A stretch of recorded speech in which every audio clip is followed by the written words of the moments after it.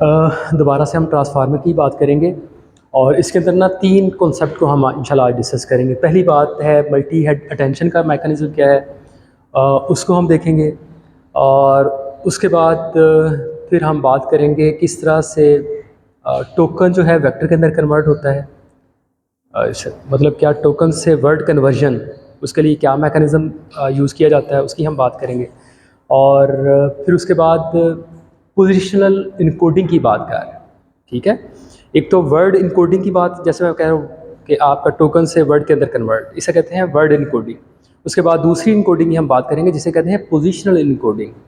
This is very very important idea कि हमने LSTM के कॉन्टेक्स्ट में या RN कॉन्टेक्स्ट में बात की कि वहाँ पे ना टेम्पोरल रिलेशनशिप जो है मेंटेन किया जाता है। पहले फॉर एग्जांपल एक वर्ड सेंड किया, फिर दूसरा, तीसरा, तो सम हो जो RNN है या LSTM है ना, वो खुद से लर्न कर लेते हैं या वो देख लेते हैं कि हाँ जी पहले, क्योंकि सीक्वेंस के अंदर इनपुट आ रही है ना, पहले टाइम के अंदर एक इनपुट आप टोकन दिया, फिर दूसरे टाइम के अंदर दूसरा टोकन, फिर तीसरे टाइम के अंदर तीसरा टोकन, या पहला इमेज एक क्लिप है वीडियो, उसके अंदर पहला आपने इमेज दिया, फिर दूसरा इमेज दिया, तीसरा इमेज दिया, तो उसके अंदर एक रिलेशनशिप ऑटोमेटिकली लर्न हो रहा होता है कि टेम्पोरल रिलेशनशिप इनका कैसे है।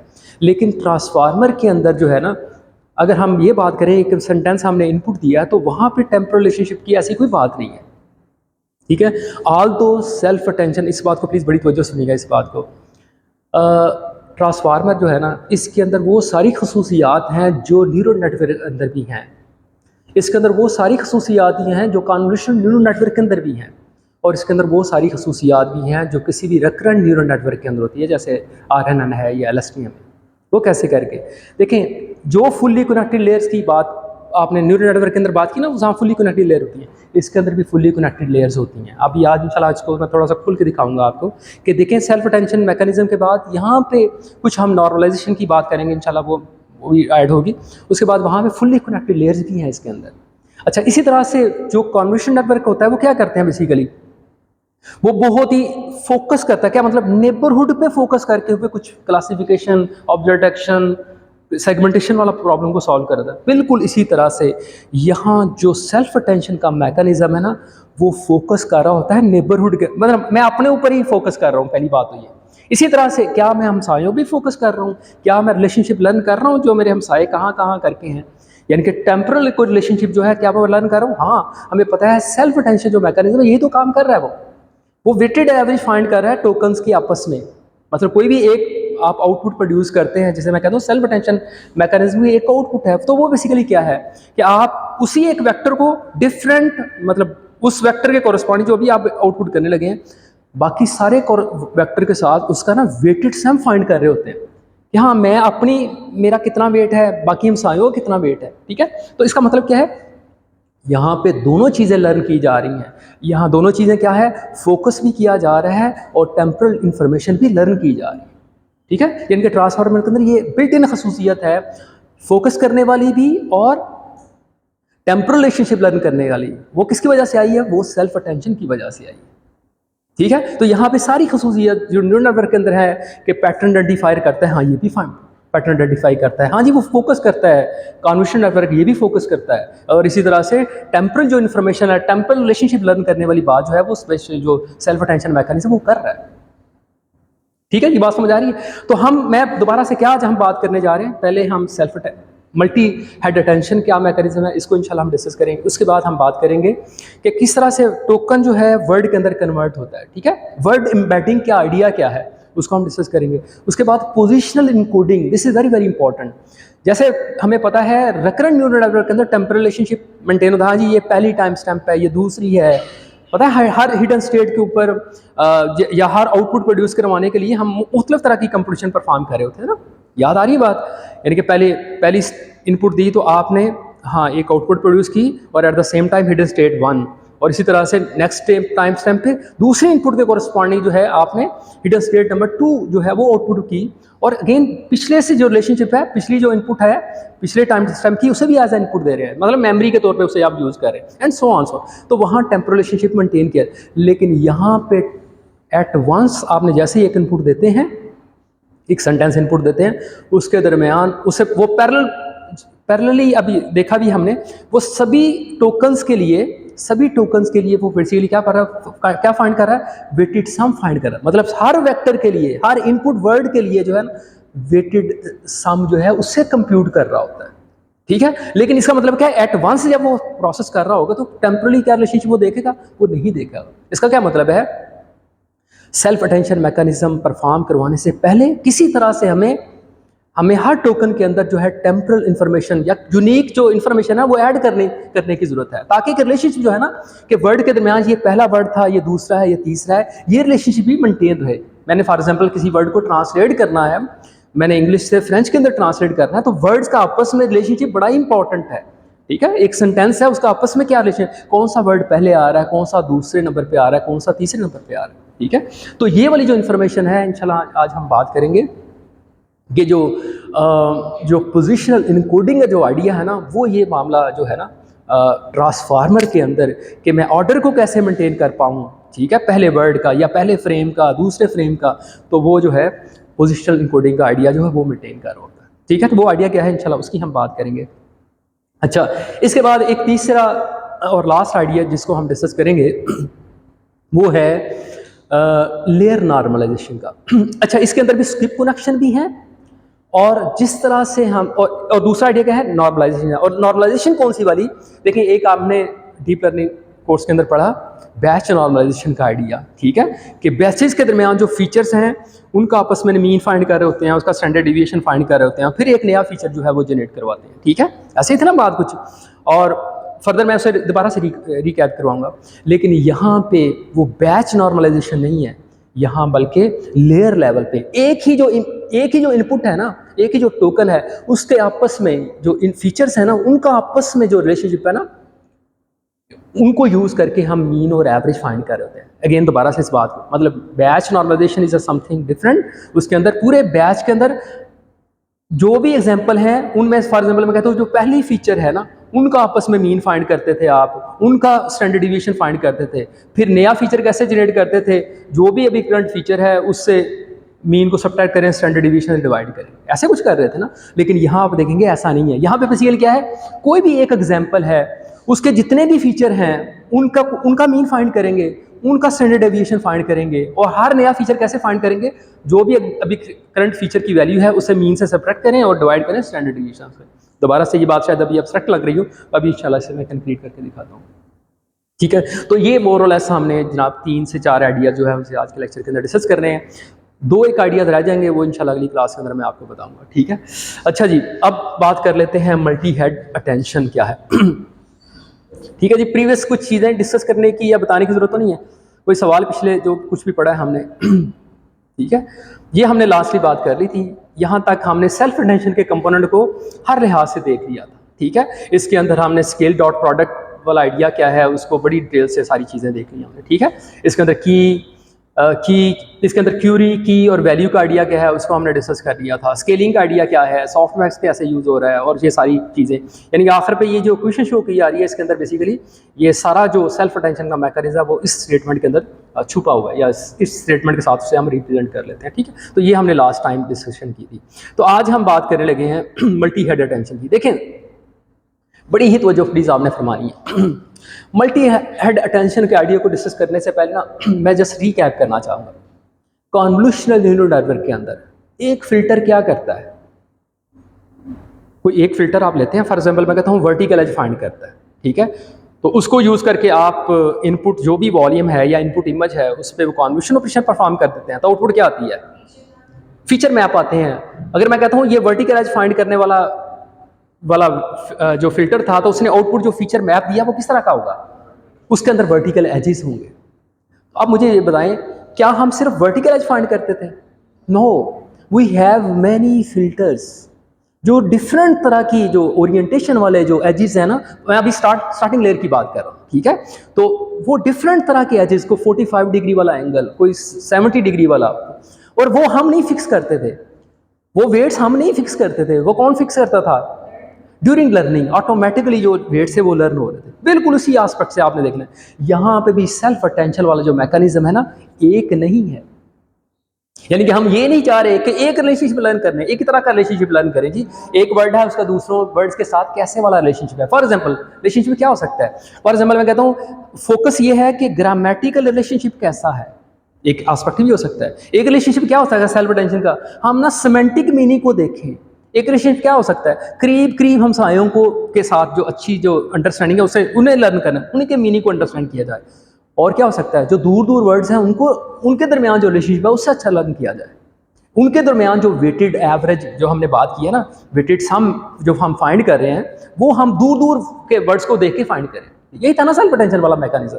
तो ये सारे जो चीज़ें हैं, मतलब ये हम अगर सब कुछ अचीव करना चाहें तो सिर्फ एक जो अटेंशन हेड है ना, या सेल्फ अटेंशन वाला एक जो हमारे पास समझे एक ही लेयर जो है, उसको यूज़ करना जो है ना वो सफिशिएंट नहीं है। तो बस तो सोल्यूशन क्या है, हमें मल्टीपल हेड चाहिए, मल्टीपल सेल्फ अटेंशन हेड चाहिए, ताकि हम हर तरह के जो रिलेशनशिप है ना अमंग वर्ड्स वो हम लर्न कर सकें। ठीक है, तो बिकॉज ऑफ दैट लोगों ने अपने जब ट्रांसफार की हम बात करते हैं तो वहाँ मल्टीपल अटेंशन जो है ना हेड्स उन्हें यूज़ किया जाता है। ठीक है, तो मल्टीपल हेड अटेंशन क्या है, वही सारा कुछ जो अभी हमने लास्ट की बात की है जी। एक के अंदर एक सेल्फ अटेंशन मैकेनिज्म के अंदर क्या है जी, हमें पता है इनपुट जो हम इनपुट वेक्टर जो देते हैं उसके कोरस्पॉन्डिंग हम क्यूरी वेक्टर प्रोड्यूस कर रहे होते हैं, हम की वेक्टर प्रोड्यूस करते हैं, उसके बाद फिर वैल्यू। हम इन दोनों का मतलब हमारा क्यूरी वेक्टर जो है उसका मतलब जो भी वेक्टर्स हैं उनका रिलेशनशिप हम फाइंड करते हैं किसके साथ, की के साथ। ठीक है ना, और वो हमने देख लिया, अटेंशन स्कोर एक फाइंड कर लिया, उसके बाद फिर हमने वेटेड उनका वेट्स फाइंड कर लिया सॉफ्टमैक्स अप्लाई करने के बाद। ऐसे किया था ना कुछ हमने, और उसके बाद फिर एट द एंड क्या करते हैं, उन वेट्स को यूज करके और ये जो वेट वेक्टर हैं इनको वो वेट्स वैल्यू हम दे देते हैं। ठीक है, और इसके बाद वो हमारे पास वैल्यूज आ जाती हैं। ऐसे था ना कुछ किया हमने, बिल्कुल। अब यही मैकेनिज्म सिर्फ एक दफ़ा नहीं करना, बल्कि जितने आप अटेंशन हेड लेना चाहें वो आप ले लें।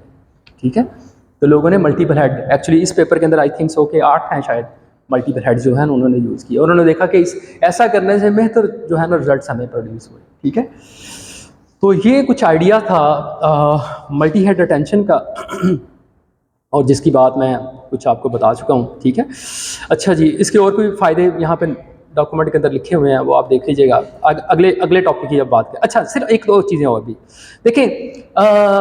हर अटेंशन हेड जो है लास्ट में हमने बात की थी, ये हमें 3 नए वेक्टर प्रोड्यूस करके देता ना। ये कौन से वाले वेक्टर हैं जो इंफॉर्मेशन के अंदर ज़्यादा रिच हैं। ऐसे था ना, V1, Y1, Y2 and Y3। अब हर एक तो Y1, Y2 एंड Y3, जैसे मैं 3 वेक्टर इनपुट दे रहा हूँ तो ये 3 वेक्टर जो रिच इन इन्फॉर्मेशन है वो हमें प्रोड्यूस करके दे रहा है। ठीक है, तो सभी ने, फॉर एग्जांपल मेरे पास यहाँ पे हमने चार जो है अटेंशन हेड यूज़ किए हैं, तो यहाँ पे हमें 4 जो है वेक्टर मिलेंगे। 3 हर जो आउटपुट है वो हमें 3 वेक्टर दी। तो फिर उन्होंने लोगों ने आइडिया क्या यूज़ किया कि इसे आप कैसे जोड़ें, तो उसके लिए उन्होंने किया कि अब इन्हें ऐसे करते हैं, हम कंकैटिनेट कर लेते हैं, जैसे यहाँ पे किया। जस्ट लाइक जैसे हम फीचर को कंकैटिनेट करके एक फीचर वेक्टर बना देते हैं। जैसे समझें इन सारे फीचर वेक्टर को जोड़ा और एक बड़ा वेक्टर बना लिया। उसके बाद यहाँ पे कोई भी dense layer, fully connected layers, ठीक है, वो यहाँ इंट्रोड्यूस करवाई और उसके बाद फिर फाइनल जो वेक्टर हैं वो प्रोड्यूस किए। ठीक है, ये बात समझ आ रही है? तो इस तरह से अब देखें, वही आउटपुट वही है हमारे पास कि इनपुट वेक्टर 3 है और तीनों corresponding rich in information vector जो हैं, जो सेल्फ अटेंशन वाले वेक्टर्स है, ये हमने प्रोड्यूस किए। ठीक है जी, इसके अंदर यानी कि कहने का मतलब है ये अब वेक्टर ऐसे हैं जिनके अंदर इंफॉर्मेशन सिर्फ, जैसे भाई मैं बता रहा हूँ, जिसके अंदर इंफॉर्मेशन ग्रामेटिकल रिलेशनशिप देखने वाली भी सिर्फ नहीं है, सेमेंटिक इंफॉर्मेशन देखने वाली सिर्फ नहीं है, करीबी जो वर्ड्स हैं उनकी रिलेशनशिप नहीं है, बल्कि दूर दूर वाले जो वर्ड्स हैं हम एक्सपेक्ट करते हैं वो भी है। और ये देखें, ये दोबारा से हमें नहीं पता कि कौन सा वाला जो अटेंशन हेड है ना वो करीब वाला रिलेशनशिप देख रहा है, कौन दूर वाला देख रहा है, कौन सेमेंटिक दे रहा है, कौन ग्रामेटिकल देख रहा है। ये तो हम जैसे अस्यूम करके खुद ही बता रहे हैं, लेकिन ये ऑटोमेटिकली ड्यूरिंग ट्रेनिंग होगा। जिस तरह के वेट्स आएंगे, यानी कि जैसे जैसे लॉस, मतलब हर इनपुट के कॉरस्पॉन्डिंग को आउटपुट आएगी, उसके कॉरस्पॉन्डिंग को लॉस प्रोड्यूस होगा और फिर ग्रेडियंट कंप्यूट करेंगे हम, और उसके बाद फिर वेट्स अपडेट होंगे। ठीक है, in order to produce a good output, ये ऑटोमेटिकली इनके वेट्स अपडेट ऑटोमेटिकली होंगे और उसके मुताबिक ये खुद ही एडजस्ट होंगे। किसने ग्रामेटिकल रिलेशनशिप लर्न करना है, किसने सेमेंटिक रिलेशनशिप लर्न करना है, किसने नियर रिलेशनशिप है वो लर्न है और किसने दूर वाला रिलेशनशिप है वो लर्न करना है, ठीक है। तो ये ऑटोमेटिकली खुद ही एडजस्ट होंगे, ठीक है। तो ये ऑटोमेटिकली ये जो आउटपुट है और अगर मैं इस सारे प्रोसेस को अगर आपको दिखाऊं मल्टी हेड अटेंशन को वो अपनी तस्वीर के हिसाब से, तो ये वही है सारा। अब देखें वो जो सिंगल हेड अटेंशन की बात हमने की थी, यहाँ पे मल्टीपल हेड अटेंशन आपको दिखा दी, ठीक है जी।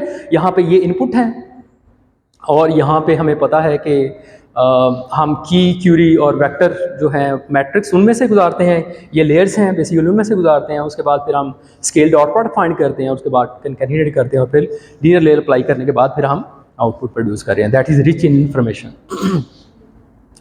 अच्छा जी, इन शॉर्ट ये कि अभी तक जितनी डिस्कशन हमारी ट्रांसफार्मर के कॉन्टेक्स्ट में हुई है ना, हमने अभी ये वाला एक कंपोनेंट जो है ना उससे डिस्कस किया लेकिन इसके अंदर तो और काफ़ी सारे कंपोनेंट हैं, ठीक है। इसके अंदर एक ये इनकोडर वाला पार्ट है जिसको अभी हम डिस्कस करें। अगेन दूसरा कौन सा वाला है? डिकोडर वाला पार्ट है। जनरली लोगों ने 6 जो है ना इसी तरह के कंपोनेंट, 6 इनकोडर हैं और 6 ही डिकोडर हैं, जिसकी डिटेल इंशाल्लाह देखते हैं हम। लेकिन अभी हमने इसके अंदर सिर्फ ये वाला जो मैकेनिज्म है मल्टी हेड अटेंशन, इसको हमने डिस्कस किया। अब जरा कुछ और चीज़ों को देख लेते हैं, ठीक है। सॉरी, हाँ वो बिल्कुल, this is a hyper parameter just like कितने नंबर ऑफ कर्नल रखने चाहिए, ठीक है।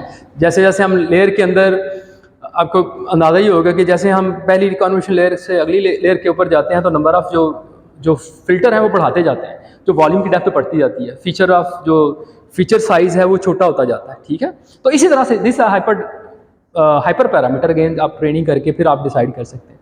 बल्कि बच्चे जितने भी मेरे साथ काम कर रहे हैं ना, जिन्होंने भी ट्रांसफार्मर यूज़ किया ना, बल्कि एक छोटी सी एब्लिशन स्टडी भी उन्होंने किया है कि अगर हम ये जो मल्टी हेड है ना, इनके नंबर इतने रखें तो फिर कैसे रिजल्ट आते हैं, बस एक रखें तो फिर क्या रिजल्ट है, 2 आए तो यकीनन जितने ज़्यादा होंगे उतने हमें नज़र आ रहा है कि उतना बेहतर जो है ना वो आपस में रिलेशनशिप वो लर्न कर पाएंगे, ठीक है।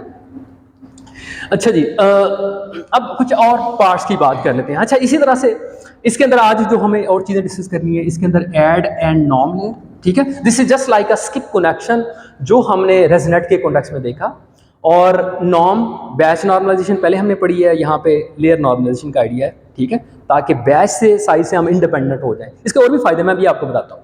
अच्छा, लेकिन उससे पहले और उसके बाद फिर देखें फीड फॉरवर्ड लेयर्स, यानी ये कहने का मतलब क्या है, इस ट्रांसफार्मर के अंदर इसके इनकोडर और डिकोडर पार्ट के अंदर देखें यहाँ पे क्या हो रहा है, वो सारा कुछ जो एक न्यूरल नेटवर्क करता है, क्या है वहाँ पे फीड फॉरवर्ड लेयर्स होती हैं, ठीक है, फुली कनेक्टेड लेयर्स वो भी हैं। ये मल्टी हेड अटेंशन क्या करता है, ये वो दोनों काम कर लेता है, फोकस भी करता है और एट द सेम टाइम जो मेमोरी वाला काम है ना, टेम्पोरल रिलेशनशिप वाला मामला, वो भी कर रहा है, ठीक है। और इसके साथ अभी बैच नॉर्मलाइजेशन वाला मामला ये भी मैं आपको बताता हूँ। इससे पहले कुछ और चीज़ें हम डिस्कस कर लेते हैं। वो कौन सी बात, वो देख लेते हैं कि ये जो इनपुट इनकोडिंग्स हैं वो क्या है, और दूसरा जो पोजिशनल इनकोडिंग है ये आइडिया क्या है। मतलब आप इनपुट देते हैं, इनपुट देने से पहले कुछ प्री प्रोसेसिंग, ये बेसिकली ट्रांसफार्मर का आइडिया यहाँ से, ट्रांसफार्मर बेसिकली यानी कि उसका सेल्फ अटेंशन वाला मैकेनिज्म या फीड फॉरवर्ड वाला मैकेनिज्म, या अनदर वर्ड इनकोडर और डिकोडर वाला मैकेनिज्म तो यहाँ पे है, इनकोडर भी है डिकोडर भी है, लेकिन उससे पहले कुछ प्री प्रोसेसिंग करते हैं। प्री प्रोसेसिंग के अंदर 2 काम है, एक तो वर्ड इनकोडिंग जनरेट करना और दूसरा कौन सा वाला काम, पोजिशनल इनकोडिंग जनरेट करना, ठीक है। अब ये क्या मामला है, पहले इसको हम डिस्कस कर लेते हैं और उसके बाद फिर हम ऐड एंड नॉर्म लेयर की बात करेंगे। अच्छा जी, अब ज़रा दोबारा से ट्रांसफार्मर जैसे बता चुका हूँ, इसके अंदर बेसिकली 2 बिग ब्लॉक हैं, एक इनकोडर और दूसरा डिकोडर। इंशाल्लाह इनकोडर और डिकोडर किस तरह से ट्रांसलेशन के कॉन्टेक्स्ट में काम करते हैं, मैं फॉर एग्जाम्पल इंग्लिश वर्ड देता हूँ, उससे कॉरस्पॉन्डिंग फ्रेंच वर्ड्स जनरेट कर रहा हूँ, तो इंशाल्लाह अगली क्लास के अंदर मैं पूरी इसको डिमॉन्स्ट्रेट करके दिखाऊंगा। अभी के लिए जस्ट हम बाकी कुछ चीज़ें देख लेते हैं। जैसे उसके अलावा मेन कंपोनेंट क्या है इनकोडर और डिकोडर के दोनों के अंदर, वो क्या है, सेल्फ अटेंशन का मैकेनिज्म, जो हम डिस्कस कर चुके हैं। इसके बाद अगली 2 इंपॉर्टेंट और एस्पेक्ट हैं, लेयर नॉर्मलाइजेशन का और feed forward network. Feed forward network भी आपको समझ आ रही है, मल्टीपल डेंस लेयर्स हैं, लीनियर लेयर है, उन्हें ऐड करना। तो अगेन नया आइडिया यहाँ पे क्या है, लेयर नॉर्मलाइजेशन, वो क्या है मैं अभी आपको बताता हूँ। दोबारा से यहाँ पे हमने ट्रांसफार्मर की वैसे डेफिनेशन अगर आपसे कोई पूछे तो उसे हमने यहाँ पे लिख दिया है कि बेसिकली क्या करता है, it capture the weighted sum of all the token in a sequence at each layer. यही काम कर रहा है, यही हमने सीखा, सेल्फ अटेंशन यही है, ठीक है। यानी कि बेसिकली सेल्फ अटेंशन की वजह से ये यूनिक है। अच्छा जी, दोबारा से इस वाले पार्ट को आई होप सो कि काफ़ी सारा आइडिया आपको हो गया है। मैं इस वाली तस्वीर को बाद में आपको दिखाऊंगा। तो क्या दोबारा से उसी तस्वीर को ना अलग से ऐसे करके दिखाया है कि ये इनकोडर पार्ट है, जैसे आपको यहाँ पे नज़र आ रहा है। इसके बाद ये डिकोडर वाला पार्ट है, ठीक है। लेकिन इनके अंदर है ये जो पहला कंपोनेंट है इनपुट इनकोडिंग जनरेट करना, और दूसरा पार्ट जो है ठीक है पोजीशन कोडिंग। अब जरा हम उस पर फोकस करते हैं। इस तस्वीर को बाद में दोबारा हम देखेंगे, ठीक है जी। ये तस्वीर जरा देखें गौर से। अभी जस्ट आप इनकोडर की तरफ फोकस कर लें या डिकोडर, दोनों साइडों पे ये काम होगा।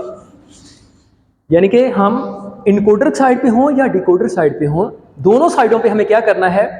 फॉर एग्जांपल मैं कहता हूँ इंग्लिश से फ्रेंच के अंदर ट्रांसलेट करनी है, तो आपने जो इंग्लिश सेंटेंस है ना उसकी भी पहले आपने क्या करना है, एम्बेडिंग जनरेट करवानी है।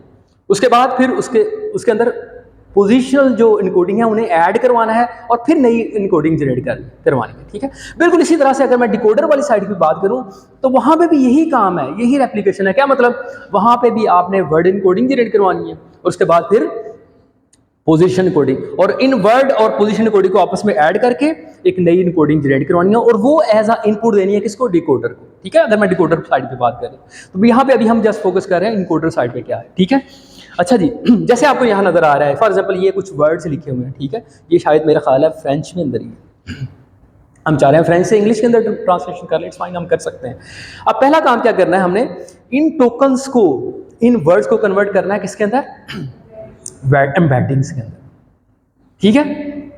अब वो एम्बेडिंग क्या है, बेसिकली ऐसे ही समझे, इट्स वेरी सिंपल आइडिया, कुछ भी नहीं है। ऐसे समझे दरमियान में ना हमने कुछ लेयर ऐड करनी, कौन सी वाली, एक न्यूरल नेटवर्क ऐड कर लिया हमने, बस उसकी फुली कनेक्टेड लेयर ऐड कर ली है। यहाँ पे ये वर्ड क्या है बेसिकली, अभी ये टोकन क्या है, इट इज जस्ट लाइक, ऐसे समझ लें ये क्या है, इसे मैं कह सकता हूँ ये मेरा वन हॉट इनकोडिंग वेक्टर है, ठीक है, ठीक है। ऐसे जस्ट ये स्पार्स सा वेक्टर है मेरा, उसे मैं इनपुट देता हूँ, इससे मैं क्या ज्यादा यूजफुल जो इन्फॉर्मेशन है वो जनरेट करवाता हूँ। क्या मतलब, इस वर्ड के कोरस्पॉन्डिंग मैं चाहता हूँ मेरे पास एक फीचर वेक्टर जनरेट हो जो डेंस, जो एक तो ज्यादा डायमेंशनल हो, बड़ी ये डायमेंशन के हिसाब से बड़ा हो। जैसे ट्रांसफार्मर के अंदर लोग कहते हैं आई थिंक 512 साइज का एक वेक्टर जनरेट करवाया, ठीक है। उसके अंदर डिफरेंट तरह की वैल्यूज उस वेक्टर के अंदर थी, ठीक है। अब अगेन दोबारा से इस बात को जरा देखें, ये समझे कि एक न्यूरल नेटवर्क है, दरमियान में यहाँ पे न्यूरल नेटवर्क है, इसके अंदर मल्टीपल लेयर हो सकती है, न्यूरल नेटवर्क है, ठीक है, न्यूरल नेटवर्क है। इससे मैं इस टोकन को जनरेट पास करूंगा, और इसकी आखिरी लेयर से ना मैं इसके ना इस वेक्टर के कोरस्पॉन्डिंग जो भी फीचर है ना उन्हें ले लूंगा, और उन फीचर को मैं क्या कह रहा हूँ, इन फीचर को मैं क्या कह रहा हूँ, this features are embedding, input embedding या वर्ड एम्बेडिंग या इनकोडिंग का लफ्ज़ इस्तेमाल करते हैं, ठीक है। These are word embedding. अच्छा, इंपॉर्टेंट बात क्या है जरा देखें, मैं कहता हूं यहां मैंने वर्ड इनपुट किया, फॉर एग्जांपल यहां मैंने वर्ड एप्पल एंटर किया, जिसे मैं कहता हूं बनाना। यहां मैंने वर्ड इनपुट किया, फॉर एग्जांपल मैं कहता हूं ऑरेंज, और यहां मैंने वर्ड एंटर किया, फॉर एग्जांपल मैं कहता हूं बॉय, फॉर इंस्टेंस, ठीक है। आप देखेंगे अगर ये इसे दो तरह से हम यूज कर सकते हैं। एक समझिए ये पहला ही प्री ट्रेन मॉडल था, फुली कनेक्टेड नेटवर्क है, पहले से हमने किसी बहुत बड़े डेटा सेट पे ट्रेन किया हुआ है उसे। अब हम क्या कर रहे हैं, उसकी आखिरी लेयर के ऊपर से हम कोई आउटपुट प्रोड्यूस नहीं कर रहे, जस्ट उसकी आखिरी लेयर पे कोई सॉफ्टमैक्स नहीं अप्लाई किया। हम जस्ट कहते हैं कि जो भी आउटपुट आ रही है, जो भी जी वैल्यू हमारे पास आ रही है, उसको हम लें और ऐसे कैसे यूज करें, एज अ एम्बेडिंग, ठीक है, वर्ड एम्बेडिंग से हम यूज करें। लेकिन क्योंकि ये नेटवर्क पहले बड़े सारे डाटा सेट पे ये ट्रेंड हुआ है, इसका क्या मतलब है, देखें ये अब फर्क करता है दो चीज़ों के दरमियान। फॉर एग्जाम्पल मैं कहता हूँ इसे आपने ना जब भी कोई अगर मैं कहता हूँ यहाँ फ्रूट्स के रिलेटेड ना किसी फ्रूट का नाम देंगे ना, और उसके कॉरस्पॉन्डिंग जो ये फीचर वेक्टर जनरेट करेगा ना, आप अगर उसे कंपेयर करेंगे ना, फॉर एग्जाम्पल इसके यहाँ पे बनाना है, आपने इनपुट दिया, उसके कॉरस्पॉन्डिंग यहाँ कुछ वैल्यूज आई, और दोबारा से आपने ऑरेंज दिया, यहाँ पे अगेन कुछ वैल्यूज आई। अगर आप इन दोनों वैल्यूज को कंपेयर करेंगे ना, इसके वेक्टर के कॉरस्पॉन्डिंग और इस वेक्टर कॉरस्पॉन्डिंग, आप देखेंगे ये वैल्यूज काफी आपस में करीब है, एज कंपेयर टू अगर आप इसी नेटवर्क को आपने लफ्ज क्या वर्ड दिया, बॉय, और उसके कॉरस्पॉन्डिंग अगर आप एम्बेडिंग देखेंगे ना, तो ये जो वर्ड्स वैल्यूज आएंगी ना, वो काफी आएंगी, वो बहुत ही डिफरेंट आएंगी। ये बात समझ आ रही है? ठीक है, वो बहुत ही डिफरेंट आएंगी। क्या मतलब? ये सम हो किसी लेवल पे ना सेमेंटिक मीनिंग लर्न कर लेते हैं कि क्या मतलब, एक तरह के वर्ड्स है ना, तो उनकी एक तरह की वैल्यू आप इसके अंदर नजर आएंगी आपको। ठीक है, अब लोगों ने क्या किया, इसको दो तरह से यूज करते हैं। एक तो पहले से कोई प्री ट्रेन्ड न्यूरल नेटवर्क लिया, उसको इनपुट दी और फीचर वेक्टर ले लिए, जैसे आपको नजर आ रहे हैं। दूसरा उन्होंने कहा कि हम प्री ट्रेन नहीं लेते, हम डायनामिक नेटवर्क ले लेते हैं। क्या मतलब? ये खुद ट्रेनिंग के दौरान लर्न करें। यहाँ पे ये वेट्स होंगे ना, मल्टीपल वेट्स, वो ट्रेनिंग इस पूरे ट्रांसफार्मर की ट्रेनिंग के दौरान वो उसके वेट्स भी लर्न। ठीक है, इनकी या तो प्री ट्रेन ले लें या, लेकिन लोग कहते हैं कि ज़्यादा डायनामिक जो नेटवर्क है ना, उसे यूज़ करना ज़्यादा बेहतर है। एक बात तो ये, ठीक है। अब यहाँ देखिए ज़रा, यहाँ पे आउटपुट क्या आई? यहाँ पे आउटपुट आई हमारे पास, ये मेरे पास फीचर वेक्टर आ गया। ये मेरे पास फीचर आ गया, हर वर्ड, हर टोकन के कॉरस्पॉन्डिंग मेरे पास अब क्या आ गए। और हम अस्यूम किया आउटपुट जो लेयर है ना हमारी, जो आउटपुट हम प्रोड्यूस कर रहे हैं न्यूरल नेटवर्क की लेयर से, उसका साइज हमने यहाँ पे क्या रखा है? 4, ऐसे समझे 4 न्यूरॉन्स है। ठीक है, लेकिन एक्चुअली ट्रांसफार्मर के अंदर शायद 512 डायमेंशनल वेक्टर था जो उन्होंने यूज किया। हर वर्ड के लिए हमने क्या, हर वर्ड के कॉरस्पॉन्डिंग हमने 4 डायमेंशनल वेक्टर जनरेट कर लिया। उसके बाद अगला काम क्या है? अगला काम क्या है? हमें पता है कि ट्रांसफार्मर के अंदर कोई टेम्पोरल रिलेशनशिप मेंटेन करने के हवाले से कोई चीज़ नहीं है। तो टेम्पोरल रिलेशनशिप कैसे उन्होंने मेंटेन किया? By using the idea of, ठीक है, पहली बात समझ आ गई, वर्ड एम्बेडिंग। दूसरा क्या है? Positional encoding. क्या मतलब? हर वर्ड को ना एक पोजीशन दे दें, बता दें ये पहली पोजीशन है, ये दूसरी पोजीशन है, ये तीसरी पोजीशन है। कैसे हो सकता है? आसान सा आइडिया क्या हो सकता है? देखें, आसान सा आइडिया क्या हो सकता है? यहाँ मैं जस्ट ना बाइनरी नंबर रिप्रेजेंट कर दूँ 4 डायमेंशन। फॉर एग्जाम्पल मैं ऐसे कहता हूँ 0 0 0, यहाँ मैं कह देता हूँ 0 0 1, यहाँ क्या कर दूँ 0 0 2, ये 1 2 3, ये जो भी फीचर मेरे पास फीचर वेक्टर आ रहा था, फीचर वेक्टर आ रहा था, उसके अंदर ये मैं ऐड कर दूँ। इसका मतलब है ये जो भी नंबर जनरेट होगा वो यूनिक होगा बाकी दूसरों से। ऐसे ही है ना? तो ऐसा करने से हमने क्या कर लिया? पोजीशन को रिटेन कर लिया। अभी मैं क्या बात बता रहा हूँ, बाइनरी रिप्रेजेंटेशन को यूज करके ना, जो भी नंबर की बाइनरी पोजीशन, ये पहला नंबर है, इसकी बाइनरी पोजीशन नंबर की नंबरिंग क्या होगी? 0 0 0। दूसरा नंबर है, उसकी बाइनरी रिप्रेजेंटेशन क्या है? 0 0 0 1। ऐसे ही जैसे हमने यहाँ पे शो कर लिया। ठीक है, तीसरा नंबर है तो ये है, एंड सो ऑन, ऐसे चल रहा है। एक तो लोगों ने कहा ये वाली यूज कर लें, लेकिन इस पेपर के अंदर उन्होंने कहा ये वाली टेक्निक कोई ज़्यादा मुनासिब नहीं है, इससे भी बेहतर ज़्यादा यूनिक नंबर जनरेट करने का आइडिया है। वो क्या है? आप साइनोसाइडल वेव का आइडिया को यूज़ कर लें, साइनोसाइडल फंक्शन को यूज़ कर लें। वो फंक्शन क्या है? वेरी इंटरेस्टिंग, बहुत आसान सा आइडिया है, लेकिन बहुत ही ज़बरदस्त आइडिया है। वो क्या है? वो मैं आपको दिखाने लगा। देखें जी, वो आइडिया क्या है? वो आइडिया ये है, पहले तस्वीर चलें इसी को देखते हैं। आइडिया क्या है?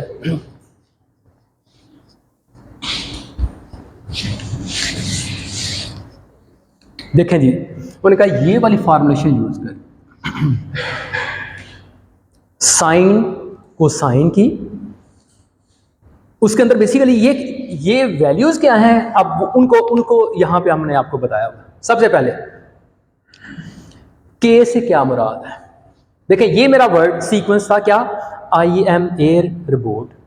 ये मेरा समझ लें इनपुट सेंटेंस है जो मैं नेटवर्क को दिया। उसके बाद इसके कोरस्पॉन्डिंग अभी ये पोजीशन कोडिंग जनरेट से करने से पहले इसने क्या यहाँ पे करना है? वर्ड इनकोडिंग जनरेट करनी है। ऐसे ही है ना, ये हमने पहले पढ़ लिया, लेकिन जानबूझ के वो निकाल दिए दरम्यान, ताकि अंडरस्टैंडिंग आपके वजह से फोकस हम पोजिशनल इनकोडिंग में कर सकें। ठीक है, ऐसे में ये वर्ड है, ये पहला वर्ड है, दूसरा ये पहला टोकन, दूसरा टोकन, तीसरा, चौथा टोकन, उसके कॉरस्पॉन्डिंग हमने इनकी वर्ड एम्बेडिंग जनरेट की है, लेकिन वो नहीं हमने शो की। उसके बाद हमने यहाँ पे क्या शो किया आपको बताएंगे। यहाँ पे जस्ट इंडेक्स, ये पहला नंबर है, ये दूसरा है, तीसरा है, चौथा है। ठीक है, अभी जो बाइनरी रिप्रेजेंटेशन मैंने आपको दिखाई थी, समझे, वही लिखी है या डेसिमल नंबर फॉर्म के अंदर हमने लिख दिया। उसके बाद अगली बड़ी इंपॉर्टेंट चीज, बड़ी तवज्जो से, अब आउटपुट जो हमने कराना है वो 4 डायमेंशनल नंबर है। ठीक है, 4 डायमेंशनल, ये सारी चीजें यहाँ लिखी है। एक दफा जस्ट गो थ्रू हो जाए, फिर आपको समझ आ गई। ये हाँ जी, के की समझ आ गई। ये से मुराद क्या है? इंडेक्स। अच्छा जी, अब अगली बात, डी से मुराद क्या है? यहाँ हमने के की बात कर ली है, और अब हम बात करने लगे हैं डी की। डी से मुराद क्या है? उसका मतलब ये है कितनी डायमेंशनल का वेक्टर जनरेट करवाना चाह रहे हैं, 5 12 डायमेंशनल वेक्टर या अभी जस्ट 4 डायमेंशनल वेक्टर। तो अभी के लिए हमने जस्ट जो आउटपुट वेक्टर जनरेट करवाना चाह रहे हैं ना वो 4 डायमेंशनल, ठीक है। तो यहाँ पे डी से मुराद क्या है, डी इज इक्वल टू 4, सही है, ये बात समझ आ गई। अच्छा उसके बाद एन क्या है बेसिकली ये ना एक कांस्टेंट नंबर है जिसको हमने ऐसे ही समझे, साइन वेव होती है ना, ऐसे समझे उसकी वेव लेंथ को मैं रिप्रेजेंट कर रहा हूँ, वो फ्रीक्वेंसी को मैं रिप्रेजेंट कर रहा हूँ। एक बड़ा नंबर है तो उसका मतलब वेव लेंथ बड़ी सी है, छोटा नंबर है तो वेव लेंथ छोटी सी है, ठीक है, जस्ट लाइक दैट, ठीक है। एन यहाँ पे लिखा ना, ये एन, तो एन हमने क्या ले दिया, यानी कि वो फ्रीक्वेंसी को या वेव लेंथ को रिप्रेजेंट कर रहा है, ठीक है। उसका नंबर हमने क्या रख दिया, 100। क्लियर है जी बात। यानी कि अभी तक हमने एन की बात कर ली है, डी की बात कर ली है, के की बात कर ली है, ठीक है। चलिए अगली बात क्या है, आई। आई बेसिकली क्या है, उस वेक्टर के इंडेक्स को शो कर रहे हैं, सॉरी उस आई बेसिकली क्या है, मतलब मुझे पता है कि हर वैल्यू के साथ, हर वैल्यू इस दो फॉर्मुलेशन के साथ जुड़ी है। क्या मतलब, पहले मैं साइन वैल्यू फाइंड करूं, उसके बाद फॉर बात क्या, कोसाइन, फिर साइन और फिर कोसाइन। जीरो पोजीशन पे साइन की वैल्यू, जीरो पोजीशन पे ही कोसाइन वैल्यू, फिर 1 इंडेक्स पे साइन की वैल्यू, फिर 1 इंडेक्स पे कोसाइन की वैल्यू। तो वो यहाँ जैसे आपको यहाँ पे दिखाई हुई, तो आई की वैल्यू बात समझ आ रही है। यानी कि इन दो पोजीशन पे ना, पहली दो पोजीशन पे आई की वैल्यू क्या होगी, 0, इसलिए कि पहली साइन के साथ है, दूसरा साइन 0 के साथ, क्योंकि हमें पता है कि हर लोकेशन के लिए दो वैल्यूज हैं। कहाँ से आएंगे, इस फॉर्मुलेशन के साथ आएंगे। तो ये आई की बात भी हो गई, ठीक है। आई होप सो कि कोई वर्ड रह नहीं गया, ठीक है। अब हम इसे इस्तेमाल करने को बड़ी तवज्जो से, बहुत आसान सी बात, यानी कि अभी हम क्या कर रहे हैं, दोबारा से इस बात को, हम यूनिक नंबर जनरेट कर रहे हैं, किस पर्सपेक्टिव के लिए, पोजीशन को रिप्रेजेंट करने के लिए, यूनिक, और वो डेसिमल फॉर्म के अंदर भी हो सकता है। यानी कि देखें, वो मैं अगर बाइनरी नंबर की बात कर रहा था ना, वो इंटीग्रल वैल्यूज आ रही थी, अब यहां पे हम डेसिमल लेवल पे ना नंबर को यूनिक बना रहे हैं। वो कैसे करके बना रहे हैं ये आपको यहां पे नजर आएगा। देखें जरा जी, देखें जी, आई के कोरस्पॉन्डिंग हम पोजीशन कोडिंग जनरेट करवा लेंगे by using this formulation. Just put करें क्या, ये देखें जी, हाँ जी, के की वैल्यू, के इज 0, ठीक है, कामा दूसरी पोजीशन क्या है 2, आई की वैल्यू क्या है 0, इसका मतलब है 0, 0, पी ऑफ 0, 0, यही लिखा है पी ऑफ 0, अब ये पुट करें इसके अंदर, के की वैल्यू क्या है, जैसे ही मैं 0 दूंगा सब कुछ ही 0 हो गया, ऐसे ही सारा कुछ ही 0 हो गया। साइन ऑफ 0 क्या होता है जी, ठीक है। अच्छा जी, नेक्स्ट हमें, क्योंकि ये फार्मूला इकट्ठा यूज होना है, अगली क्या करेंगे हम, यानी एक दफा साइन कर लिया, एक दफा वैल्यू क्या करनी है कोसाइन। कोसाइन के साथ क्या वैल्यू आएगी, दोबारा से हमें पता है, ये देखें जरा, ये वैल्यू तो हो गई 0, ये क्या है, ये 0 है, आई की वैल्यू चूंकि 0 है, प्लस 1, इसका मतलब क्या है, वैल्यू क्या बनी, पी ऑफ 0, 1, यही तो शो किया आपको, पी ऑफ 0, 1, ठीक है। यहाँ पे क्या वैल्यू आनी है, क्योंकि ये सारा कुछ यहाँ पे भी 0 है, तो कॉस ऑफ 0 क्या होता है 1। यहाँ आपको इंटीग्रल वैल्यू लग रही है, लेकिन अब जैसे ही हम आगे जाएंगे देखेंगे आपको डेसिमल वैल्यू नजर आनी शुरू हो जाएगी, ठीक है। अच्छा उसके बाद नेक्स्ट जी, अब आई की वैल्यू क्या हो गई, ये पहला हमने साइन और कोसाइन के कोरस्पॉन्डिंग वैल्यू फाइंड कर ली, अब दूसरी साइन और कोसाइन वैल्यू, यानी कि हमेशा इसी पैटर्न से आएंगी, साइन की वैल्यू फिर कोसाइन साथ जी। नेक्स्ट जी, आई की वैल्यू, दोबारा से आई की वैल्यू आ गई मेरे पास, आई की वैल्यू हो गई 1, के की वैल्यू 0 ही है, के मेरा 0 ही है, ठीक है। आई की वैल्यू 1 और मैं यहाँ पे दोबारा से के की वैल्यू क्या है 0, आउटपुट क्या आ गई 0। इसी तरह से कॉस की वैल्यू भी 0, इस पोजीशन के लिए भी ना 0, 3 के लिए भी आउटपुट क्या आ गई मेरे पास, क्यों क्या वैल्यू आ गई 1, ठीक। ये बात समझ आई, इसमें तो कोई इशू नहीं। चलिए नेक्स्ट, यानी कि ये जो एम्बेडिंग है, मतलब मैं ये कह सकता हूँ आई मेरा वर्ड था, आई मेरा वर्ड था, इसके कॉरस्पॉन्डिंग कोई वर्ड एम्बेडिंग होगी, अब उसके कॉरस्पॉन्डिंग ये वर्ड एम्बेडिंग है, और इसके कॉरस्पॉन्डिंग फर्दर हमने क्या फाइंड कर लिया, हमने पोजिशनल एम्बेडिंग भी जनरेट कर ली, जो यहाँ पे क्या है 0, 1 0 1। अब इन दोनों चीज़ों को मैं ऐड करूंगा तो अब मेरे पास ये नई मेरे पास एम्बेडिंग आ जाएगी दोनों को ऐड करने के बाद। ठीक है, this is unique representation of word and its position. ठीक है, ये अभी आई की बात की। अब जरा देखें अगली बात क्या है, एम। ये मेरा इंडेक्स नंबर 2 दूसरी पोजीशन पे है। जस्ट मैंने इसी फॉर्मुलेशन के अंदर वैल्यू पुट करनी है और कुछ भी नहीं। अब देखें जरा, यहां हम वैल्यू पुट करने लगे। के की वैल्यू क्या है, के इज 1, आई इज स्टिल 0, इसका मतलब पी ऑफ 1 कामा 0। ठीक है, इस पोजीशन पे। अच्छा जी, के की वैल्यू क्या है, के इज 1 डिवाइडेड बाय एन की वैल्यू क्या रखी है हमने 100 रखी है ना यहाँ पे। ठीक है, 100 रखी है। 100 आई की पावर 2 ऑफ आई, हाँ जी 2 of I divided by D G, वो क्या है 0। इसका मतलब ये सारा फैक्टर ही 0 हो गया। ये सारा 100 की पावर वाला सारा फैक्टर ही 0 हो गया। 0 किसी पावर हो तो उसका मतलब क्या होता है 1। ठीक है, sine of 1, sine of 1 over 1 देखें वो वैल्यू क्या आ गई 0.8। ठीक है, अब मैं इससे अगली पोजीशन की वैल्यू कैसे फाइंड करूंगा दोबारा से। ये 1 कामा ये मेरे पास 0 है, ठीक है स्टिल 0, और 1 कामा 1। अब इसके अंदर क्या है दोबारा से cos k की वैल्यू 1 डिवाइडेड बाय 100, हाँ जी 2 की पावर जी i की वैल्यू नहीं, i की वैल्यू यहाँ पे 1 है। ठीक है, i की वैल्यू क्या है 1, इसका मतलब क्या है 2। ठीक है, डिवाइडेड बाय जरा देखिएगा, डिवाइडेड बाय 2i, i की वैल्यू क्या है 1। ठीक है, 2 ये हो गया, डिवाइडेड बाय 4 तो क्या बना 1 ओवर 100 की 1 ओवर 2 मतलब क्या है just like a square root ना, तो क्या बनेगा cos 1 ओवर 10, ऐसे कुछ ना। ये देखें cos 1 ओवर 10, तो अगर वो फाइंड करें तो वैल्यू क्या बनेगी 1। ठीक है, ऐसे ही कुछ ये कंप्यूट करें, अगर आपको लगे कि ये वैल्यू गलत है आप कंप्यूट भी कर सकते हैं। ठीक है, तो अब देखिए जरा, अब कहने का मतलब ये है कि अब मेरा वर्ड है एम, उसके कॉरस्पॉन्डिंग यकीनन कोई वर्ड एम्बेडिंग होगी। अब उसके अंदर मैं ऐड करने लगा हूँ कौन सी वाली वैल्यू, पोजिशनल एनकोडिंग। अब जरा देखें मैं वो वर्ड क्या है 0.8, दूसरी वैल्यू क्या है 0.540 और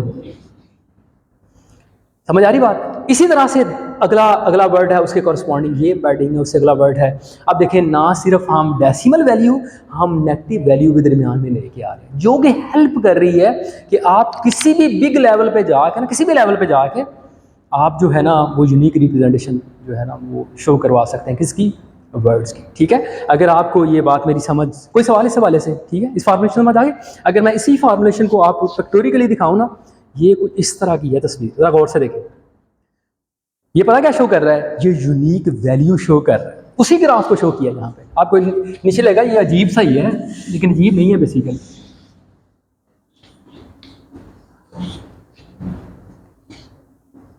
ये इस तरफ क्या शो किया है, वर्ड की पोजीशन, किसी भी वर्ड की पोजीशन। आप समझते हैं, मैं फॉर एग्जाम्पल कहता हूँ 20वीं पोजीशन पे ना जो वर्ड, एक स्टेटमेंट लिखी आपने, उसके अंदर जो 20वां वर्ड है ना उसके कॉरस्पॉन्डिंग हमने क्या जनरेट करवानी है, word embedding generate, position encoding generate करवानी।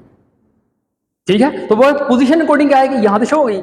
अब देखें जरा, आप जस्ट 1 पे फोकस करें। अच्छा, इस साइड पे क्या है, इस हम समझ आ गए पोजीशन पे शो कर रहे हैं। इस साइड पे क्या है, इस साइड पे क्या है डायमेंशन, वेक्टर की डायमेंशन।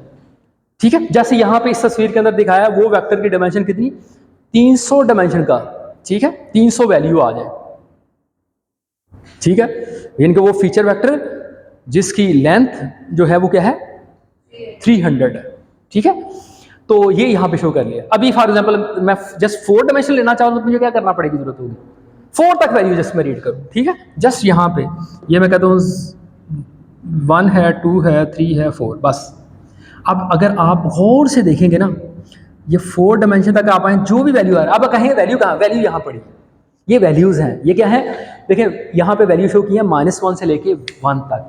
-1 और 1 के दरमियान इन्फिनिट लार्ज बहुत सारी वैल्यूज हैं, बहुत सारी वैल्यूज हैं डिफरेंट हर, वो सारे कॉम्बिनेशन आपको यहाँ पे नजर आए। ठीक है, यानी कि एक्चुअली वैल्यूज को कलर के साथ शो किया हुआ।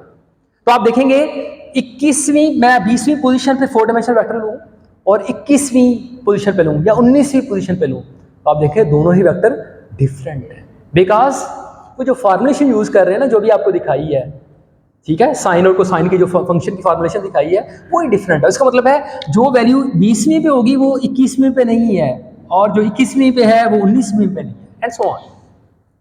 ठीक है, तो ये जनाब पिक्टोरिकली यहाँ पे हमने पोजीशन रिकॉर्डिंग को आपको दिखाने की कोशिश की। ठीक है, अच्छा जी, ये कुछ बातें हो गई। दोबारा से ये बातें मैं बता चुका हूँ आपको। इन शॉर्ट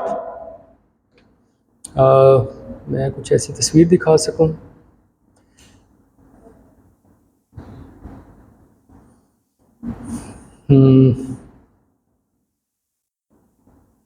अच्छा जी, दोबारा से अब वही जो आइडिया क्या, ये मेरा वर्ड एम्बेडिंग है, इसके अंदर पोजीशनल एम्बेडिंग्स ऐड होंगी और उसके बाद एक नया वेक्टर जनरेट हम करेंगे जिसके अंदर दोनों तरह की इंफॉर्मेशन है, वर्ड्स की इंफॉर्मेशन भी क्या है और प्लस उसकी पोजीशन, उन दोनों को ऐड करके अब ये इनपुट है। अब ये वेक्टर है जिसको हमने प्री प्रोसेस कर लिया है। क्या मतलब प्री प्रोसेसिंग यहाँ पे कैसे करके किया है कि उसे हमने न्यूरल नेटवर्क से गुजारा है, उसके कोरस्पॉन्डिंग हमने फीचर जनरेट करवाए हैं। ठीक है, उसके बाद उन्हीं फीचर को हमने उन्हीं फीचर के कोरस्पॉन्डिंग हमने उनकी पोजीशन को ऐड किया और उसके बाद हमारे पास अब ये फीचर वेक्टर आ गए। अब इन फीचर वेक्टर को हम इनपुट देंगे किसको, सेल्फ अटेंशन मैकेनिज्म। ठीक है, तो वो इनपुट होगी। उसके बाद जरा देखें, ये सेल्फ अटेंशन मैकेनिज्म ने हमें पता है कि ये रिच इन इंफॉर्मेशन Z1 और Z2 या जिसे हमने प्रीवियसली Y1 और Y2 कहा था वो जनरेट किया। ठीक है, अब इन वेक्टर के कोरस्पॉन्डिंग फर्दर हम क्या अप्लाई कर रहे हैं, जरा गौर से देखें। कौन सी लेयर अप्लाई कर रहे हैं, यहाँ पे हम दो काम कर रहे हैं। एक क्या काम कर रहे हैं, इसी इंफॉर्मेशन को जस्ट लाइक स्किप कनेक्शन का आइडिया, जस्ट लाइक इसी इंफॉर्मेशन को ऐड कर रहे हैं और प्लस हम क्या कर रहे हैं, हम नॉर्मलाइज, ये जो वैल्यूज है ना, ये जो वैल्यू इन्हें नॉर्मलाइज भी कर रहे हैं। कैसे करके कर रहे हैं, लेयर नॉर्मलाइजेशन के साथ। ये बात अभी शायद अजीब सी लगे लेकिन अब मैं डिस्कस करना चाहूँगा किसको, लेयर नॉर्मलाइजेशन क्या है।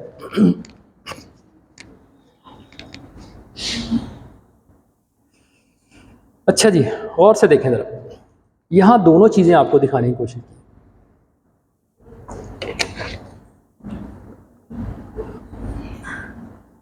हाँ जी,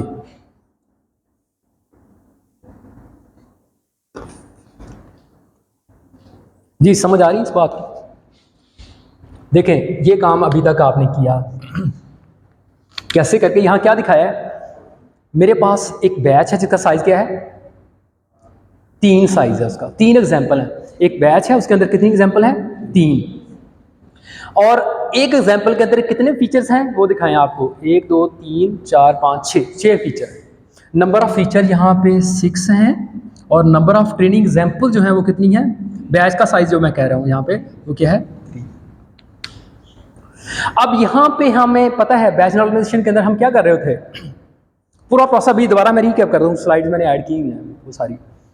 उसके अंदर हम क्या करते हैं, बैच नॉर्मलाइजेशन के अंदर हमें पता है प्रॉब्लम याद है, कोवेरिएंस शिफ्ट प्रॉब्लम, कि एक जो है एक बैच है जिसके अंदर ओपन रोज हैं, एक बैच है जिसके अंदर क्लोज रोज से, और दोनों की डिस्ट्रीब्यूशन डिफरेंट है। एक दफ़ा नेटवर्क जो है लर्न करता है ओपन बैचेस के कॉरस्पॉन्डिंग वेट्स को, दूसरे कॉरस्पॉन्डिंग आप जो है वो लर्न करने की कोशिश करता है क्लोज रोजेज को।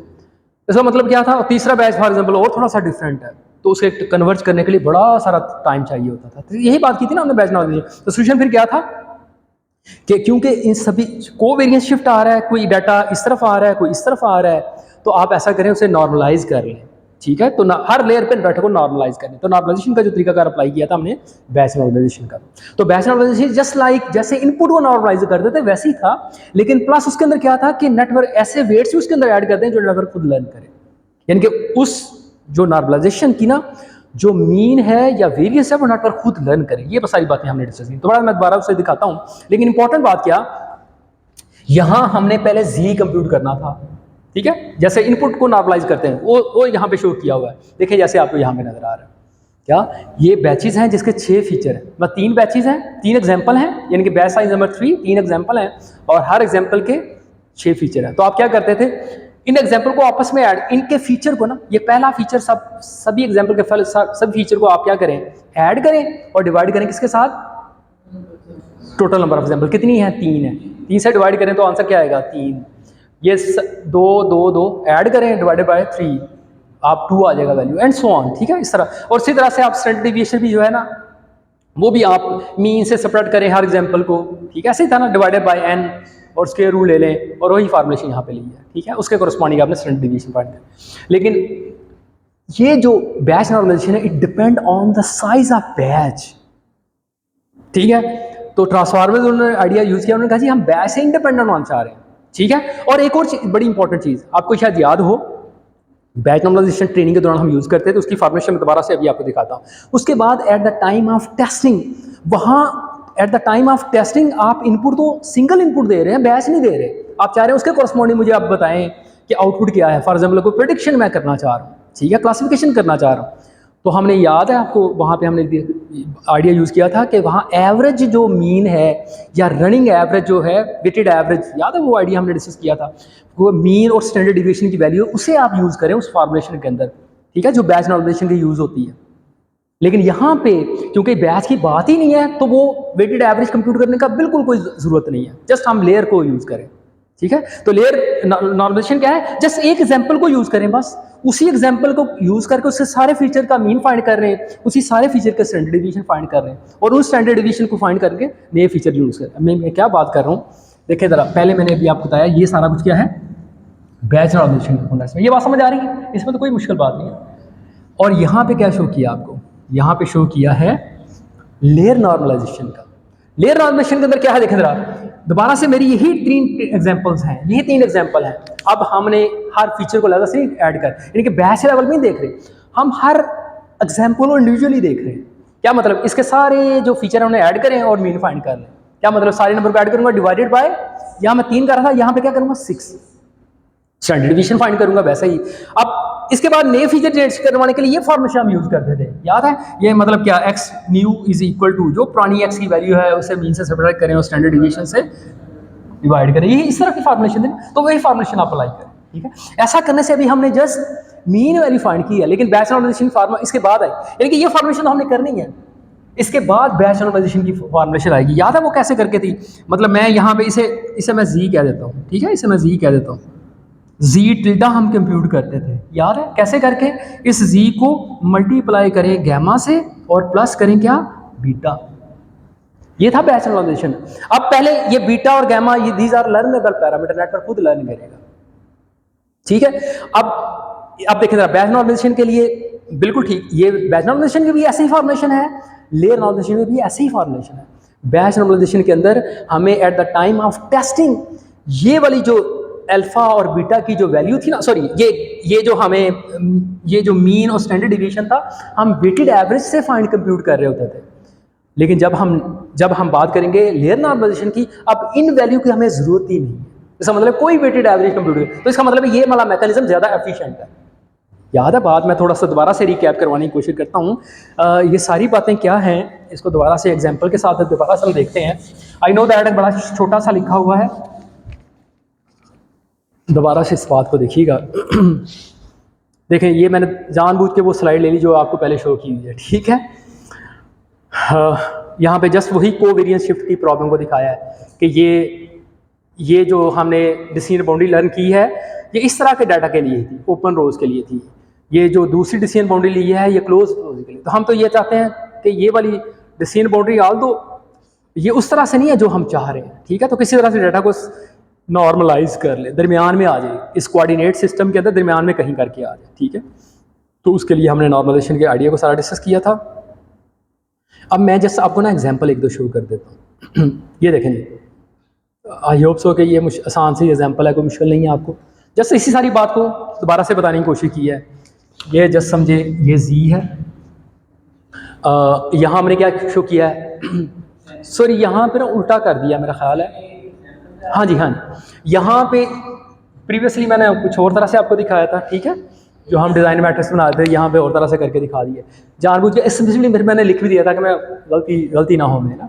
यहाँ पे हमें इस तरफ बैच साइज आ रहे हैं और इस तरफ फीचर्स आ रहे हैं, ठीक है। तो हमें पता है कि बैच नॉर्मलाइजेशन के अंदर हम मीन फाइंड करते हैं फीचर के दरमियान, ठीक है। फीचर को यूज़ करके स्टैंडर्ड डिवीएशन फाइंड करते हैं, फिर एक्टिवेशन का वही फॉर्मुलेशन जो भी आपको थोड़ी देर पहले दिखाई है, ठीक है। और फिर उसके बाद अप्लाई करने के बाद भी यहाँ पे दिखाया हुआ है। यहाँ पे देखें ज़रा, यही जो मीन और जी की वैल्यू मैं आपको बताई है, नया फीचर एक्स पुराना, मीन और यहाँ पे स्टैंडर्ड डिविएशन, वही सारी चीज़ें।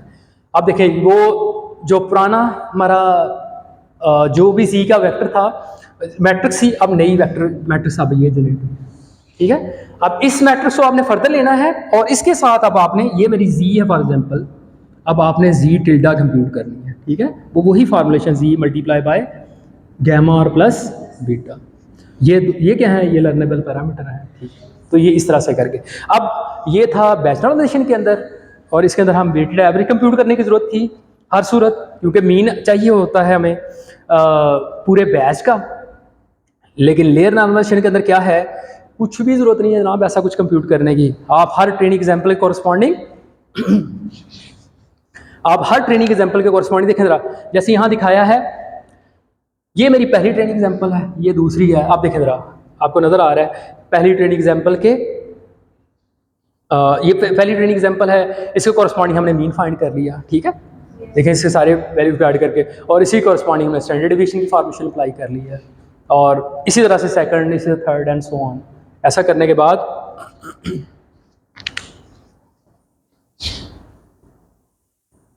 ये देखें नॉर्मलाइज वैल्यू आ गई। अब ये वैल्यू आपको नज़र आ रहा है, ये नॉर्मलाइज एक्टिवेशन है, ये जी वैल्यूज़ हैं, और ये हमारा इनिशियल वैल्यू थी, ठीक है। तो हर लेयर के ऊपर हम इसे कंप्यूट करें, और इसके बाद फिर दोबारा से वैसे ही जैसे भी आपको मैंने बैच नॉर्मलाइजेशन के लिए फॉर्मेशन बताई, जी को कंप्यूट करनी, बिल्कुल ये लेयर नॉर्मलाइजेशन के लिए भी ऐसे ही है। इसको हमने यूज़ करना है फर्दर जी कंप्यूट करने के लिए। अगर आपको स्टिल दोबारा से कुछ भूल रहा हो तो मैं फिर एक स्लाइड शो कर देता हूँ, ठीक है। आल्दो ये भी डीप लर्निंग के अंदर हमने कच्ची पेंसिल से लिखे हुए नोट्स हैं, लेकिन आपको आइडिया इंशाल्लाह ज़रूर हो जाएगा। देखिए इसके अंदर वही फॉर्मेशन है, ये हमने ये जी नॉर्मल कंप्यूट किया, उसे टिल्डा हमने कंप्यूट किया multiply by gamma plus B, और हमें पता था हर लेयर के अंदर जी और ए के दरमियान हम बैच नॉर्मलाइजेशन, बिल्कुल अब यही लेयर नॉर्मलाइजेशन भी बिल्कुल ऐसा जैसे ही है, ठीक है। तो ये जनाब कुछ आइडियाज़ थे आज के लेक्चर के हवाले से। तो ये जनाब कंप्लीट पिक्चर है ट्रांसफार्मर की, जिसके अंदर हमने आप आई होप सो कि काफ़ी सारी चीज़ें आप यकीनन आपको समझ आ रही होंगी। पोजीशन कोडिंग, सेल्फ अटेंशन भी, ऐड एंड नॉर्मलाइजेशन की बात भी समझ आ गई, ठीक है। और फिर देखें ये फीड फॉरवर्ड नेटवर्क, ये फुली कनेक्टेड लेयर्स होंगी, फिर ऐड एंड नॉर्मलाइजेशन, तो ये मल्टीपल इनकोडर। तो जनरली लोगों ने जो आई थिंक पहले ट्रांसफार्मर के अंदर जो है ना 6 इनकोडर और 6 ही डिकोडर यूज़ किए थे, ठीक है। इसी तरह से आप जरा देखें डिकोडर के अंदर भी कुछ ऐसा ही है, सिर्फ एक दो चीज़ें फ़र्क हैं। आप देखें ज़रा, बिल्कुल ऐसे ही ये फॉर एग्जांपल इंग्लिश थी, ये फ्रेंच के वर्ड्स हैं, उनके कॉरस्पॉन्डिंग हमने डिकोडर को रन करना है।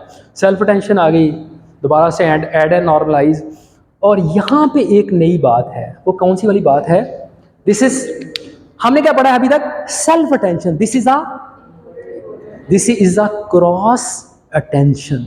क्या मतलब, इस साइड से हम लेंगे क्यूरी और इस साइड से हम लेंगे क्या, की एंड वैल्यू, और उनका आपस में रिलेशन फाइंड करें। वो कैसे इंशाल्लाह अगली क्लास के अंदर मैं आपको बताऊंगा, ठीक है। और इसके अंदर ना मास्क सेल्फ अटेंशन का भी आइडिया वो यहाँ पे शो नहीं किया, इंशाल्लाह अगली क्लास के अंदर मैं आपसे डिस्कस करूँगा, ठीक है। कोई सवाल है तो कर लें। होप्स हो के ट्रांसफार्मर में हम टाइम ज़्यादा लगा रहे हैं, लेकिन उम्मीद है इंशाल्लाह एट द एंड हमें सारी चीज़ें ज़रूर वेरी क्लियर हो जाए, ठीक है। तो जब ये सारा कुछ था आज के लेक्चर के हवाले से, इंशाल्लाह अगली क्लास के अंदर हम बीएन ट्रांसफार्मर और इसके जो बाकी मानदा एक दो आइडियाज़ रह गए हैं उसको इंशाल्लाह हम डिस्कस करेंगे, ठीक है जी। चलिए ठीक है।